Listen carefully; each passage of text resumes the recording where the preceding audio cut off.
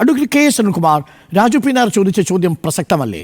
BJPയുടെ vote കുറയുമ്പോൾ നിങ്ങൾക്ക് എന്തിനാണ് ഇത്ര വെപ്രാളം? അതാണെന്ന് പ്രതിപക്ഷ നേതാവ് ചോദിക്കുന്നത്. പാലക്കാട് 11,000 വോട്ടാണ് BJPക്ക് കുറച്ചത് കോൺഗ്രസ്. അതിന് CPM വേവലാതിപ്പെടുന്നത് എന്തിന്? എന്നതിലേക്ക് വരാം. ഇപ്പോൾ ഇന്നൊരു ഫേസ്ബുക്ക് പേജിനെ കുറിച്ചിട്ടാണല്ലോ, ഇപ്പോൾ ഫേസ്ബുക്ക് പോസ്റ്റിനെ കുറിച്ചിട്ടാണ് ഈ ചർച്ച നടന്നത്.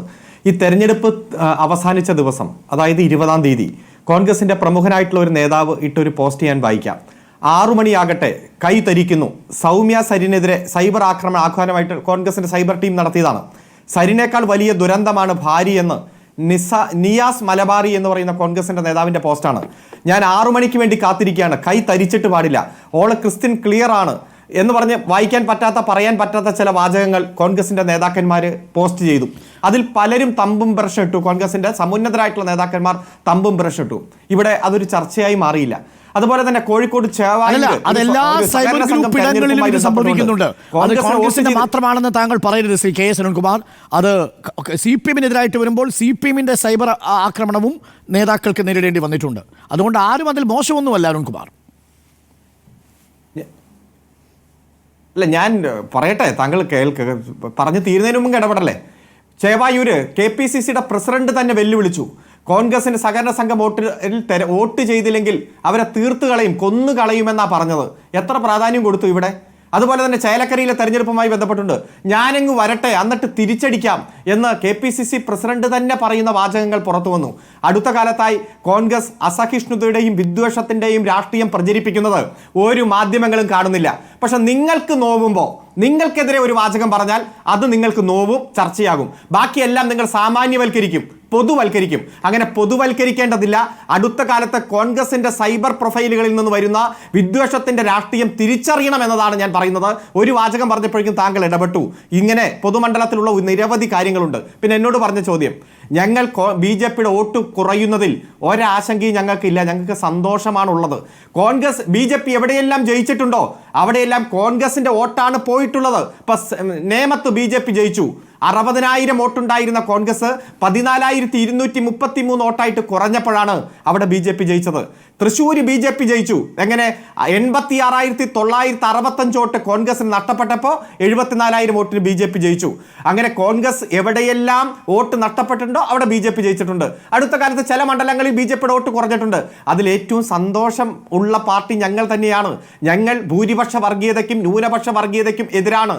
ജമാഅത്തെ ഇസ്ലാമി ആയാലും RSS ആയാലും ഈ നാട്ടിൽ ഒരു തരത്തിലും വേരു പിടിക്കരുത്, മതത്തിന്റെ പേരിൽ രാജ്യനിർമ്മാണം പാടില്ല എന്ന് അതിശക്തമായിട്ടുള്ള പോരാട്ടം സംഘടിപ്പിക്കുന്ന, ക്യാമ്പയിൻ സംഘടിപ്പിക്കുന്ന പാർട്ടി ഞങ്ങളാണ്. ഞങ്ങൾക്ക് കിട്ടിയ വോട്ടിൽ ഒരിടത്തും വർഗീയതയുടെ വോട്ടില്ല.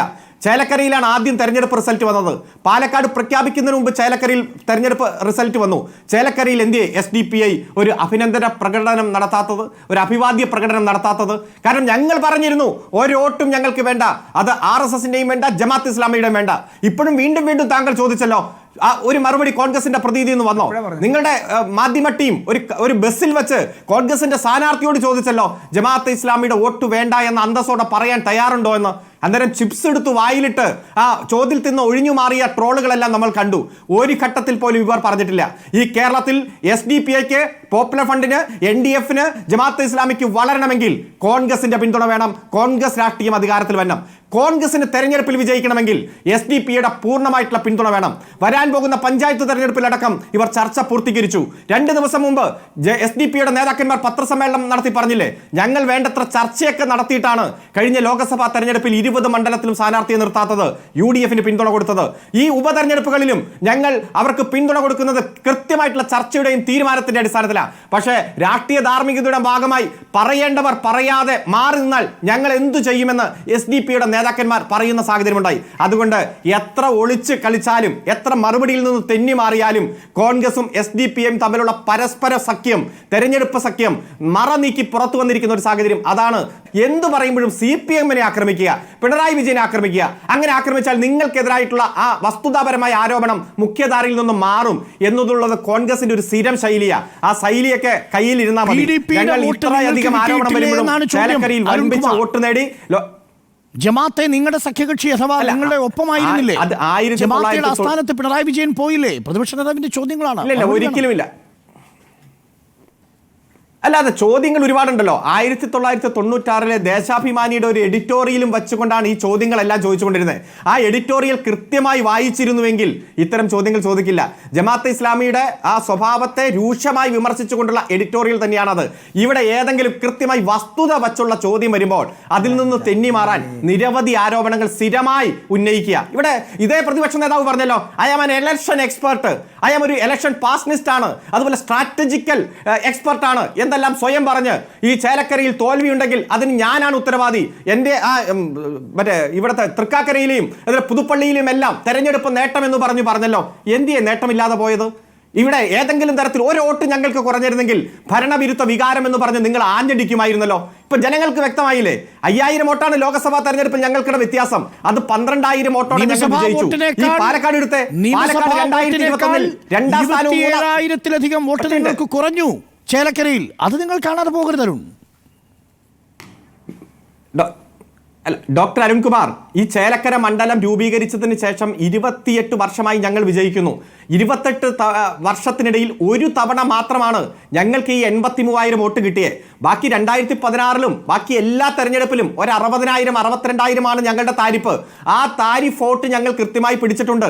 ശ്രീ കെ രാധാകൃഷ്ണനെ താങ്കൾക്ക് അറിയാമല്ലോ, വളരെ ചെറുപ്പത്തിലെ MLA, മന്ത്രി, സ്പീക്കറായി ആ മണ്ഡലത്തിലെ ഓരോ വ്യക്തിയെയും പേരെടുത്ത് വിളിക്കാൻ, ഓരോ വീട്ടിലെ കുടുംബാംഗങ്ങളെയും പേരെടുത്ത് വിളിക്കാൻ ശേഷിയുള്ള നേതാവിന് 2021 വലിയ അംഗീകാരം കിട്ടി, വോട്ട് കിട്ടി.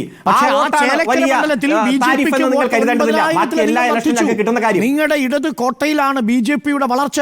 പാലക്കാട് താഴോട്ടാ 11,000 വോട്ട് കുറഞ്ഞു. അവിടെ UDF വിജയിക്കുമ്പോൾ ചേലക്കരയിൽ നിങ്ങൾ വിജയിക്കുന്നതിനോടൊപ്പം BJP-യും ജയിക്കുന്നു, 9,000 വോട്ട്. അല്ല, അത് ഞങ്ങൾ ഗൗരവത്തോടെ കാണുമല്ലോ. കഴിഞ്ഞപ്പോൾ ലോക്സഭാ തെരഞ്ഞെടുപ്പ് ഞങ്ങൾക്ക് ഒരു സീറ്റേ കിട്ടിയുള്ളൂ, BJP-ക്ക് വോട്ട് ശതമാനം വർദ്ധിച്ചു. അങ്ങനെ വർദ്ധിച്ച സാഹചര്യത്തിലും വളരെ ജാഗ്രതയോടെ അതിന്റെ കാരണം കണ്ടെത്തി, ഞങ്ങളുടെ ഭാഗത്തുള്ള കുറവുകൾ എന്തെങ്കിലും ഉണ്ടെങ്കിൽ അവ പരിശോധിച്ച് കണ്ടെത്തി അത് കൃത്യമായി പാർട്ടി സഖാക്കളുടെ ഇടയിലും ജനങ്ങൾക്കിടയിലും ക്യാമ്പയിൻ നടത്തി അവ തിരുത്താൻ വേണ്ടിയിട്ടുള്ള പ്രവർത്തനം സംഘടിപ്പിച്ചുകൊണ്ട് തന്നെയല്ലേ ഞങ്ങൾ മുന്നോട്ട് വന്നത്. എങ്ങനെയാണ് 2024 ഏപ്രിൽ മെയ് മാസത്തിൽ 5000 വോട്ട് ഭൂരിപക്ഷം ഉണ്ടായിരുന്ന കെ രാധാകൃഷ്ണൻ അത് ഇങ്ങനെ ഇപ്പോൾ 12,000 വോട്ടായി മാറി? 7,000 വോട്ടിന്റെ വർധനവ് ഇങ്ങനെ വന്നു. ഇത്ര വലിയ ആക്രമണം ഉണ്ടായിട്ടും പാലക്കാട് ഞങ്ങൾക്ക് എങ്ങനെ വോട്ട് കൂടി? അത് 2016 കിട്ടിയതിനേക്കാളും 2021 കിട്ടിയതിനാലും 2024 ലോക്സഭാ തെരഞ്ഞെടുപ്പിനെ കിട്ടിയതിനേക്കാളും ഞങ്ങൾക്ക് വോട്ട് വർദ്ധിച്ചു. 2ാം സ്ഥാനവും 3ാം സ്ഥാനവും തമ്മിലുള്ള വോട്ട് വ്യത്യാസം 2021 15,000 ആയിരുന്നു. പ്രതിപക്ഷ കക്ഷിക്ക് കിട്ടിയത് നിങ്ങളുടെ 10 മടങ്ങ് കാലമല്ലേ? ന്യായമായ ചോദ്യമാണ്. ഞാൻ അങ്ങയിലേക്ക് തിരികെ വരാം. എനിക്ക് BJP പ്രതിനിധി TP സിന്ധുമോളിലേക്ക് അതാ, ഞങ്ങൾക്ക് വേണ്ടി ആഹ്ലാദ പ്രകടനം നടത്താൻ ഒരു SDP-യും വന്നില്ലല്ലോ. അപ്പൊ വോട്ട് എവിടെന്നാ കിട്ടിയെന്ന് വ്യക്തമാണ്. നിങ്ങൾക്ക് ഇത്ര ആക്രമണം എന്തിനാ? ഉള്ളിൽ ഞങ്ങൾ പറഞ്ഞു ഒരു വർഗീയ കക്ഷികളെ വോട്ട് വേണ്ട. അല്ല ഇല്ല, അത് ആക്രമണത്തിന് നിങ്ങൾ ഉപയോഗിച്ചോ? ഞങ്ങൾ കൃത്യമായി പറഞ്ഞല്ലോ, ഞങ്ങൾക്ക് വേണ്ടി ഒരു വർഗീയവാദികളും പ്രകടനം പിടിക്കാനും ആഹ്ലാദം പിടിക്കാനും വരില്ല. കാരണം തെരഞ്ഞെടുപ്പ് വരും പോകും. ഞങ്ങൾക്ക് ഈ മതനിരപേക്ഷ കേരളം, ഈ രാജ്യം നിലനിർത്തുക എന്നതാണ് ലക്ഷ്യം. തെരഞ്ഞെടുപ്പ് വരുമ്പോൾ വിജയിക്കാൻ വേണ്ടി ഏത് അവിശുദ്ധ ശക്തിയും ഉണ്ടാക്കുക എന്നുള്ളത് കോൺഗ്രസിന്റെ സ്ഥിരം രീതിയാണ്. എന്നിട്ട് പറയും ഇലക്ഷൻ എക്സ്പെർട്ട്, സ്ട്രാറ്റജിക്കൽ എക്സ്പെർട്ട്. ആയിക്കോട്ടെ, ഇപ്പോഴും നിങ്ങളുടെ സ്ഥിതി 41 തന്നെയാണ്. ആ 2021 തന്ന ജനാധികാരമുണ്ടല്ലോ 41. ജമാഅത്തെ SDP-യുടെയും വോട്ടിന് മൊത്തം കിട്ടിയത് UDF-നാണെന്ന് കരുതുക. അവിടെ അവരുടെ ഒരു വോട്ടും പോൾ ചെയ്തില്ല എന്ന് കരുതുക. എങ്കിൽ വന്നാലും പരമാവധി അവിടെ കിട്ടാൻ സാധ്യതയുള്ളത് 10,000 വോട്ടിൻ്റെ വർധനയല്ലേ? ആ 10,000 വോട്ട് വെച്ച് 12,000 വോട്ടിലേക്ക് എങ്ങനെയാണ് BJP ലീഡ് ഉയർത്തുക? RSSന്റെ കേന്ദ്രങ്ങളിൽ എങ്ങനെയാണ് SDP വോട്ട് വർദ്ധിപ്പിക്കുക? RSSന്റെ ബൂത്തിലും മുനിസിപ്പാലിറ്റിയിലും 4,000-ത്തിലധികം വോട്ടിൻ്റെ ലീഡുണ്ട് രാഹുൽ മാങ്കൂട്ടത്തിന്. അപ്പോൾ മഴവിൽ സഖ്യമെന്ന് പറഞ്ഞ് ആക്ഷേപിക്കുമ്പോൾ BJP-യുടെ മുനിസിപ്പാലിറ്റിയിലെ കോട്ടകൾ പിടിച്ച കോൺഗ്രസിനെ നിങ്ങൾക്ക് അംഗീകരിക്കാൻ കഴിയാത്തതിന് അസൂയാണ്.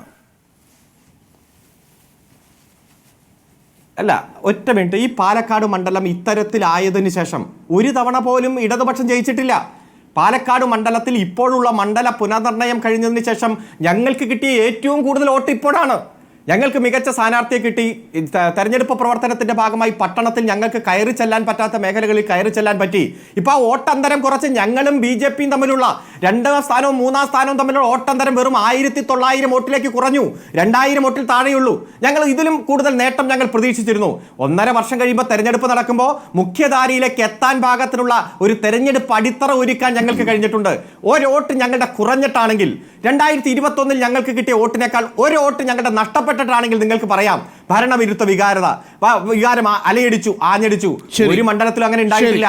ഞങ്ങളെ സംബന്ധിച്ചിടത്തോളം ലോക്സഭാ തെരഞ്ഞെടുപ്പിൽ ഉണ്ടായിട്ടുള്ള തിരിച്ചടി മനസ്സിലാക്കി ആ കുറവുകൾ പരിഹരിക്കാൻ ചിട്ടയായിട്ടുള്ള പ്രവർത്തനങ്ങളുമായി ജനങ്ങൾക്കിടയിൽ തന്നെയാണ് ഈ 1.5 വർഷം ബഹുദൂരം ഞങ്ങൾ മുന്നോട്ട് പോകും. പ്രകടന പത്രിക നടപ്പാക്കും.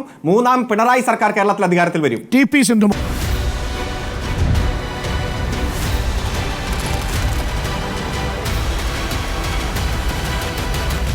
Debate with Dr. Arun Kumar.